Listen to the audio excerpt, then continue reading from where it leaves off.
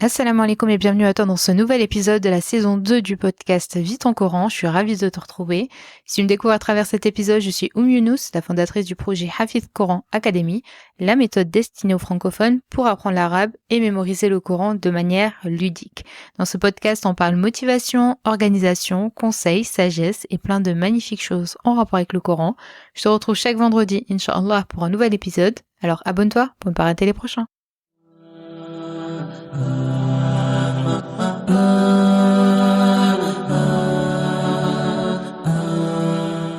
Avant de commencer cet épisode, je voulais vous remercier pour tous ceux qui ont pu assister à la masterclass d'hier, donc les 10 clés pour une année réussie avec le Coran. Mashallah, on a passé un super moment ensemble. Pour celles qui n'ont pas pu assister ou qui souhaitent revoir la masterclass pour prendre des notes parce que j'ai partagé beaucoup d'éléments, eh bien, je vous ai envoyé le replay par mail ce matin, donc vous avez juste à visionner le replay.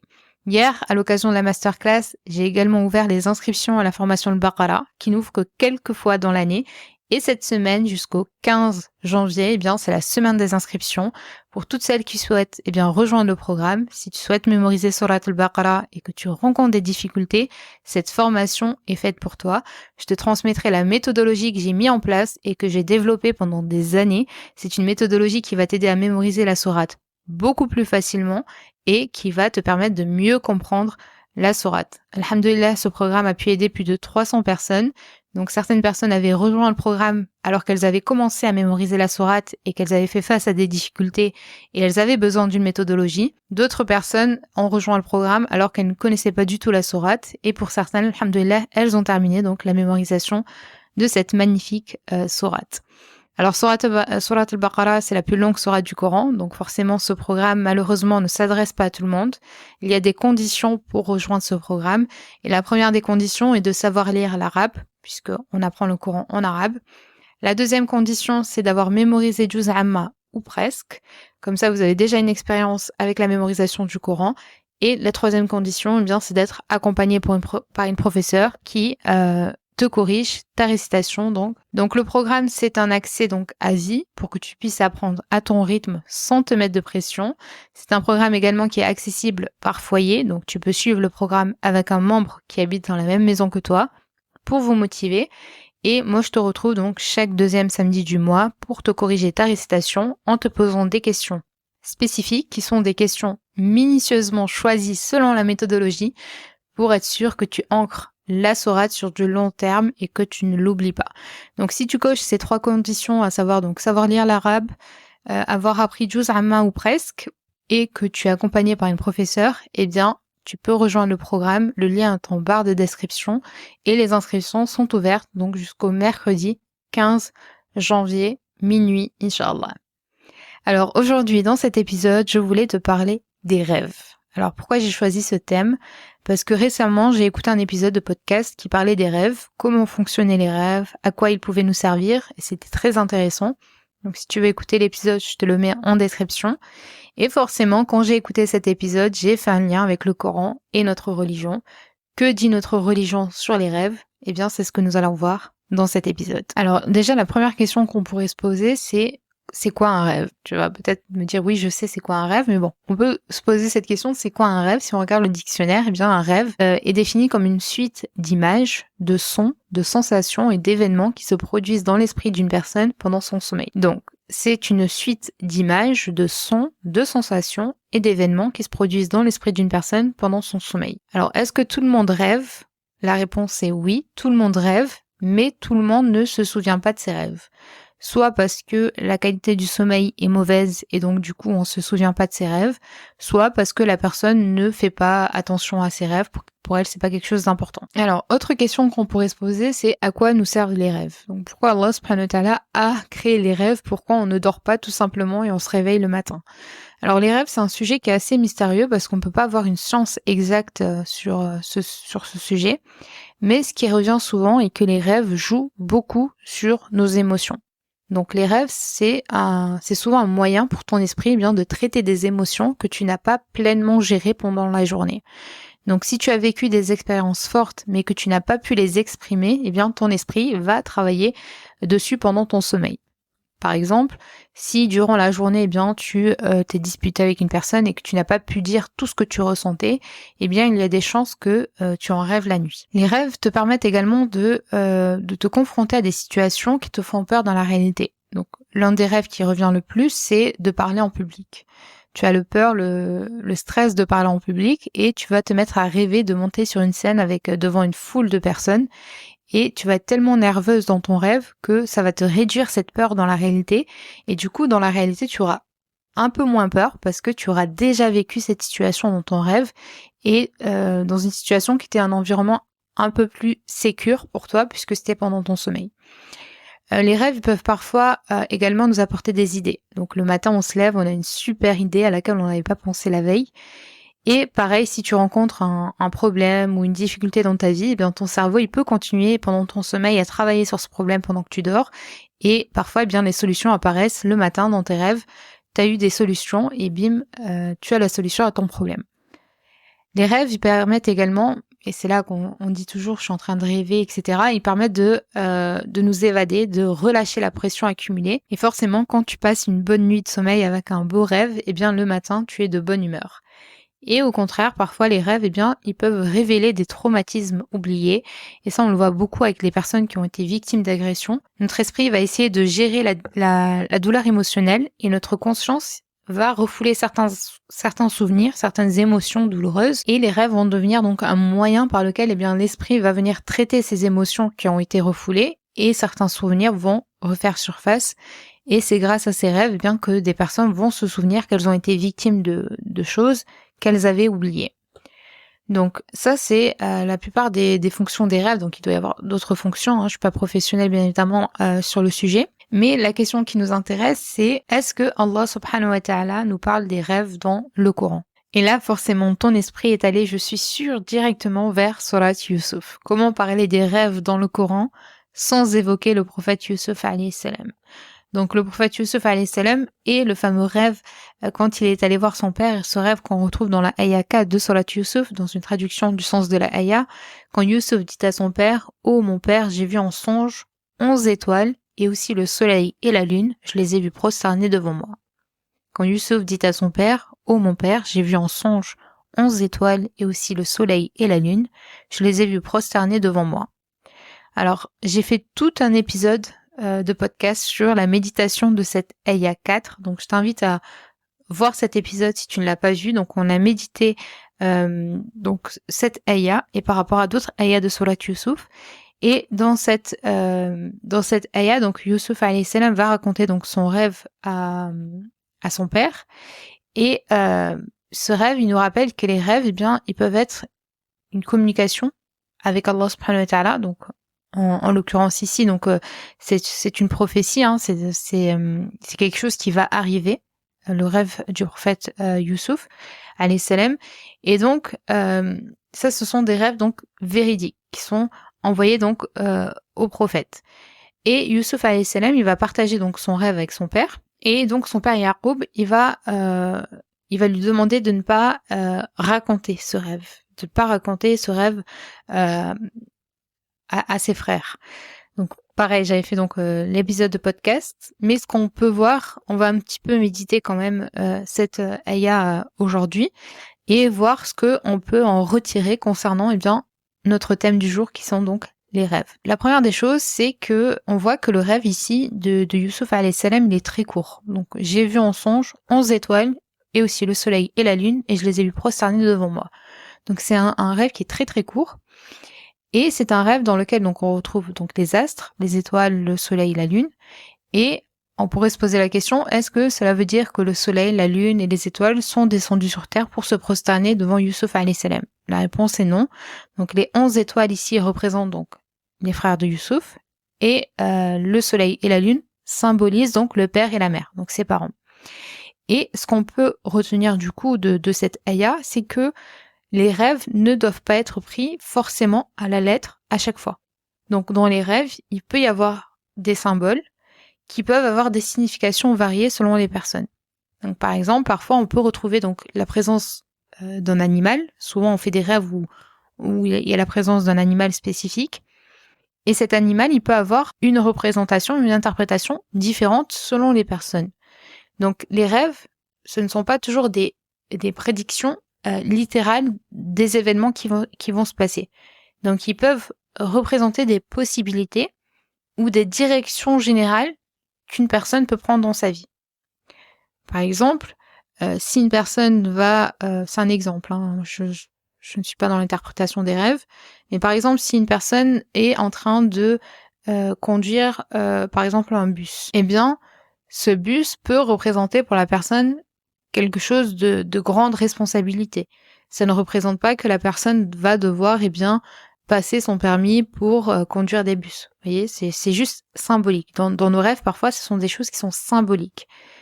Et il est possible d'interpréter les rêves donc en islam, mais ça doit être fait avec précaution. L'interprétation des rêves, donc c'est une science, mais c'est un domaine de connaissance qui doit être abordé avec sagesse et qui ne peut pas être fait par n'importe qui. Donc l'interprétation des rêves, ça demande donc une connaissance approfondie de ce domaine et c'est par donc des savants, des gens qui sont donc professionnels dans le domaine, qui ont une connaissance approfondie du Coran, des hadiths, et qui sont les mieux placés pour interpréter les rêves. Le prophète Mohammed alayhi salatu wassalam, il est également un modèle de l'interprétation des rêves, puisque dans plusieurs hadiths, il va interpréter les rêves de ses compagnons. On le verra plus tard, donc, quand on parlera dans cet épisode de ce que disait le prophète alayhi salatu wassalam concernant les rêves. Mais souvent, le prophète, alayhi salatu wassalam, il avait pour habitude de demander donc à ses compagnons s'ils avaient fait des rêves et leur interpréter les rêves. Mais tous les rêves ne nécessitent pas forcément une interprétation. Il y a certaines fois où, comme on l'a vu, les rêves peuvent être juste refléter notre état émotionnel et ne pas avoir forcément une signification derrière. Donc l'interprétation, quand on fait une interprétation des rêves, ça doit être toujours en accord avec le Coran et la sunna du prophète alayhi salatu wassalam. Et si une interprétation elle vient contredire ces principes-là, eh bien elle doit être rejetée, d'accord puisqu'il y a plusieurs personnes qui vont vous dire qu'elles vont interpréter les rêves, mais quand on interprète les rêves, c'est vraiment par rapport par rapport au Coran et à la sunna. Donc toute autre forme d'interprétation pour nous est rejetée. Donc, avant de chercher une interprétation, donc il est important d'invoquer Allah subhanahu wa ta'ala, de lui demander de guider ton cœur, ton esprit, pour comprendre bien correctement le sens du rêve que tu viens de faire. Alors, parfois, les rêves, ce sont des symboles, comme on l'a vu dans le rêve du prophète Yusuf alayhi salam, mais parfois, il n'y a pas de symbole. Comme quand le prophète Ibrahim alayhi salam va rêver qu'il va devoir immoler son fils.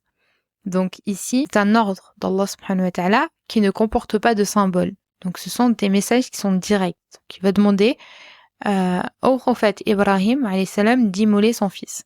Et pourquoi ? Parce que c'est un test de la foi d'Ibrahim, parce que malgré l'immense douleur et l'amour qu'il portait à son fils, eh bien, le prophète Ibrahim alayhi salam va répondre à ce rêve puisqu'il va comprendre que c'est une injonction d'Allah subhanahu wa ta'ala et il va s'apprêter donc à immoler son fils et après on connaît l'histoire, donc Allah subhanahu wa ta'ala va lui descendre un animal et c'est pour ça que nous commémorons ça à chaque fête de l'Aïd al-Kabir, disons d'immoler donc un animal. Donc parfois on ne comprend pas la signification d'un rêve, mais sa signification peut venir des années plus tard. Et si on revient à l'histoire du prophète Yusuf alayhi salam, l'interprétation de son rêve, elle n'a pas été faite immédiatement. Quand il a rêvé donc des 11 étoiles, du soleil, de la lune, l'interprétation et la compréhension de son rêve n'a été faite que des années plus tard. Et on le voit à la suite de la sourate Yusuf, dans la ayah 100, quand Allah subhanahu wa ta'ala nous dit dans une traduction du sens de la ayah, et il éleva ses parents sur le trône, et tous tombèrent devant lui prosternés, et il dit « Ô mon père, voilà l'interprétation de mon rêve de jadis. Allah l'a bel et bien réalisé. » Et il éleva ses parents sur le trône, et tous tombèrent devant lui prosternés, et il dit « Ô mon père, voilà l'interprétation de mon rêve de jadis. Allah l'a bel et bien réalisé. » Donc, la signification d'un rêve peut se révéler donc après un certain temps. Donc le rêve de Yusuf alayhi salam, il s'est réalisé au moment précis où Allah subhanahu wa ta'ala l'avait prévu. Donc ça montre que le temps de réalisation d'un rêve, il est toujours dans le plan d'Allah azza wa jal. Même si on souhaite voir nos rêves se réaliser rapidement, il est essentiel donc de se rappeler que tout arrive au moment voulu par Allah subhanahu wa ta'ala. Et parfois on comprend pas immédiatement les leçons ou les messages dans nos rêves, mais il est important donc de rester patiente, de rester confiant dans la sagesse d'Allah subhanahu wa ta'ala, et le sens peut se dévoiler donc bien plus tard, une fois les événements passés. Donc si on revient au rêve du prophète Yusuf alayhi salam, il a dû passer par énormément d'épreuves avant que son rêve ne se réalise. Donc nous, on peut se dire ça, peut-être qu'on va avoir des rêves et que pour que ces rêves puissent voir le jour, eh bien, il va falloir passer par pas mal d'épreuves. Et donc, c'est une sagesse d'Allah subhanahu wa ta'ala de ne pas avoir la certitude dans l'interprétation de nos rêves, parce que si on avait une certitude absolue pour chaque rêve, eh bien, on pourrait être perturbé. Notre esprit serait perturbé et on serait éloigné de notre mission sur terre, qui est donc d'adorer Allah subhanahu wa ta'ala, de notre relation avec Allah subhanahu wa ta'ala. Et donc, l'incertitude dans l'interprétation des rêves, eh bien, elle te pousse à te remettre davantage à Allah, à rester calme, confiante, même si les choses ne sont pas immédiatement claires dans ta tête, eh bien, tu cherches refuge auprès d'Allah subhanahu wa ta'ala et tu te rapproches de lui en espérant que peut-être ce beau rêve que tu as vu, tes rêves, eh bien, puisse se réaliser. Donc, si on revient au rêve du prophète Yusuf alayhi salam, son père va lui demander donc de ne pas raconter son rêve. Et j'avais expliqué les raisons dans l'autre épisode de podcast, mais si on doit résumer, il y a 3 raisons principales pour lesquelles il ne faut pas raconter son rêve.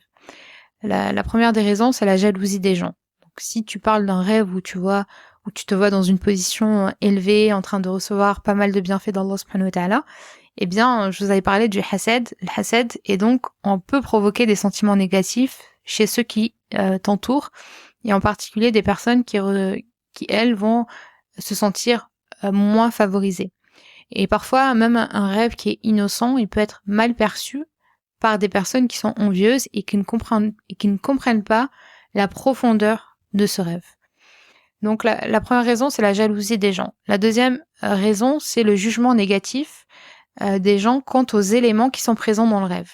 Donc parfois, les rêves, ils peuvent contenir des symboles qui, hors de leur contexte, peuvent être mal compris. Donc, par exemple, si on voit par exemple le rêve du prophète Yusuf alayhi salam, quand il dit que le soleil, les étoiles et la lune se prosternent devant lui, on pourra avoir une interprétation négative et se dire que c'est une forme d'arrogance ou d'orgueil de sa part. Parfois, dans nos rêves, il y a certaines choses qui peuvent être considérées comme haram dans la vraie vie et qui vont être dans notre rêve, mais qui, dans le rêve, n'ont pas la signification de haram dans la vraie vie. C'est-à-dire, c'est juste des symboles pour amener à quelque chose d'autre. Et les personnes à qui on va raconter ce rêve, qui n'ont pas la science pour interpréter les rêves, peuvent avoir un jugement négatif quant à nous, par rapport à nous, sur ce côté-là, de la vision haram des symboles qui sont dans le rêve, alors que la personne n'est pas dans le haram. Donc ça, c'est la peur d'avoir ce jugement négatif des gens. Troisième raison, c'est la mauvaise interprétation du rêve. Si la personne qui écoute le rêve n'a pas la science pour interpréter les rêves, eh bien, elle peut avoir une interprétation qui est erronée, qui ne correspond pas à la véritable intention qu'il y a derrière ce rêve, à la véritable signification du rêve. Et dans ces cas-là, elle peut nuire à la personne qui a fait le rêve et même nuire à ses relations avec quelqu'un d'autre. Parce que s'il y avait d'autres personnes dans ce rêve-là et qu'elle interprète d'une certaine manière, eh bien, elle peut porter préjudice aux relations que la personne va avoir avec d'autres personnes, alors que le rêve ne voulait pas du tout dire ce que la personne a interprété. Donc voilà les raisons pourquoi, eh bien, il ne vaut mieux pas donc raconter son rêve. Ensuite, est-ce que le prophète alayhi salatu wassalam, que nous a dit le prophète alayhi salatu wassalam concernant les rêves? Donc il y a beaucoup de hadiths qui évoquent les rêves et notamment les différents types de rêves, les bons et les mauvais rêves que l'on peut avoir. Et dans plusieurs hadiths authentiques, le prophète alayhi salatu wassalam avait pour habitude au matin de demander à ses compagnons s'ils avaient fait un rêve pendant la nuit. Donc l'objectif, c'était de les encourager à partager leurs rêves et, si nécessaire, de les aider à comprendre la signification de ce rêve. Et donc, dans ces moments-là, le prophète, alayhi salatu wassalam, écoutait ce que les compagnons avaient rêvé et, selon le cas, eh bien, il donnait l'interprétation de ce rêve et le conseil qui était approprié par rapport à ce rêve. Donc, sachant que des personnes peuvent rêver le même rêve, mais l'interprétation peut être différente d'une personne à une autre et le conseil peut être différent d'une personne à une autre. Donc le prophète alayhi salatu wassalam, son but c'était de les éduquer sur la distinction entre un rêve véridique, donc qui peut contenir donc un message, et un rêve qui provient tout simplement de notre âme et d'éventuelles perturbations, comme on l'a vu en début d'épisode. Ça peut être des soucis, ça peut être les pensées du quotidien, tout simplement. Donc le prophète alayhi salatu wassalam, il posait toujours la question au moment de Salat al-Fajr, parce que il leur posait toujours la question, est-ce que vous avez fait des rêves cette nuit? Parce que au moment de Salat al-Fajr, c'est le moment où tu te réveilles, ou tout juste de la nuit, alors tes souvenirs sont encore frais dans ton esprit, et le matin c'est aussi un moment de sérénité, de réflexion, avant de plonger bien dans les occupations de ta journée.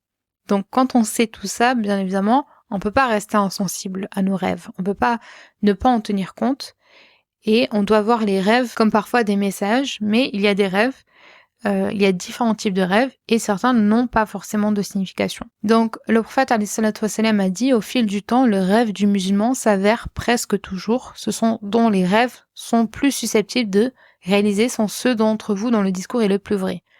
Donc le rêve du musulman est une des 46 parties de la prophétie. Donc le prophète alayhi salatu wassalam nous a dit donc le rêve de 3 types. Il y a le bon rêve qui apporte une bonne nouvelle venue d'Allah subhanahu wa ta'ala. Il y a le rêve qui peut être un moyen employé par Shaitan pour inspirer de la tristesse. Il y a un rêve qui peut traduire donc le discours de l'âme de son auteur. Et quand l'un d'entre vous voit ce qui ne lui plaît pas, qu'il se lève et prie et qu'il n'en parle pas aux autres. Les rêves, ils sont classés donc en 3 catégories. Il y a les rêves véridiques. Donc ce sont les rêves qui viennent d'Allah subhanahu wa ta'ala et qui sont porteurs de vérité et qui peuvent être soit des avertissements, soit des guides, soit des prévisions. Donc ce sont des rêves qui sont très clairs. Ici, par exemple, dans le rêve du prophète Yusuf alayhi salam. Donc le but de ces rêves, en général, c'est de renforcer la foi de la personne. Elle peut voir des événements futurs, des avertissements, et parfois il y a certaines personnes qui vont revenir dans la religion après avoir rêvé de certaines choses. Ensuite, il y a les rêves de l'âme. Donc les rêves de l'âme, ce sont les rêves qui sont le résultat de nos propres pensées, de nos préoccupations, de nos émotions. Donc ils viennent refléter ce que on a vécu durant la journée, et ils sont en général liés donc à nos désirs, à nos peurs, à nos préoccupations du quotidien. Par exemple, si tu as stressé toute la journée pour un examen, bien il y a de fortes chances que tu rêves de cet examen pendant la nuit. Donc ces rêves-là, ce sont des rêves qui sont influencés par ce que l'on vit dans la journée ou ce que l'on a vécu dans notre vie, et donc ils n'ont pas forcément un message, mais ils sont juste liés à notre activité du quotidien. Et ensuite, il y a la 3e catégorie, ce sont les rêves qui viennent de Shaitan. Donc ce sont des rêves qui sont perturbants, qui sont effrayants, ce sont des cauchemars et qui viennent de Shaitan. Donc ce sont des rêves qui ont pour but de semer la peur, le doute dans notre esprit, et qui sont considérés comme négatifs et qui sont liés à des pensées ou à des situations qui nous sont nuisibles. Donc c'est des rêves où tu te retrouves dans des situations dangereuses, bref, un cauchemar tout simplement, quelque chose qui est mauvais. Et le prophète alayhi salatu wassalam nous a donc dit donc ce sont des rêves qui sont effrayants. On va voir comment gérer donc les 3 types de rêves. Donc en général, donc ces rêves venus de Shaitan, ils sont généralement effrayants, ils sont pas agréables. Voilà, ils nous incitent à avoir des pensées négatives. Comment réagir quand on a des rêves? Donc quand c'est un rêve donc qui vient d'Allah subhanahu wa ta'ala, donc un rêve véridique, donc il faut le partager donc avec une personne de confiance, une personne qui est spécialisée dans l'interprétation des rêves, parce que ce rêve il peut donc être lié à notre foi. Quand c'est des rêves qui sont liés à nafs, donc à notre âme, ils peuvent donc simplement refléter, on l'a dit, notre état mental ou émotionnel. On peut en parler comme on ne peut ne pas en parler, donc c'est juste des rêves qui sont liés à nos émotions. Et les 3e types de rêves, donc les rêves de Shaitan. Ces rêves-là donc sont des mauvais songes qui proviennent donc de Shaitan et qui cherchent à nous attrister. Donc il faut chercher, quand on fait un rêve comme ça, il faut chercher protection auprès d'Allah subhanahu wa ta'ala contre Shaitan, de demander à Allah subhanahu wa ta'ala de nous protéger contre le mal, du mal que l'on a rêvé, de cracher 3 fois à gauche, d'en parler à personne, de changer de position en se retournant de sorte de passer donc du côté droit à la gauche et inversement, de se lever et donc de prier. Voilà les choses à faire quand donc du coup on fait face donc à un cauchemar donc qui provient de Shaitan. Donc voilà, qu'Allah nous préserve de ce type de rêves et nous permette de faire des rêves qui sont véridiques, et qu'Allah nous préserve donc des cauchemars provenant donc de Shaitan. Voilà pour cet épisode, j'espère qu'il t'aura plu. Si c'est le cas, je t'invite à mettre 5 étoiles si tu es sur Apple Podcast et à t'abonner si tu es sur YouTube. Donc je te rappelle que les inscriptions à la formation Al-Baqarah sont ouvertes jusqu'à mercredi. Ensuite, on ferme les portes jusqu'à les prochaines inscriptions. Donc si tu souhaites mémoriser cette sourate, que si tu as tenté de la mémoriser, que tu as connu des difficultés, eh bien, je t'invite donc à t'inscrire à cette formation et appliquer la méthodologie que j'ai mis en place qui va t'aider à la mémoriser et à l'ancrer surtout sur du long terme et à comprendre cette sourate. Donc tu as plus de détails dans le lien, donc il suffit juste de cliquer sur le lien donc en description. Et quant à moi, je te retrouve dans un prochain épisode. Inch'Allah, c'était Younous. Salam alaikum.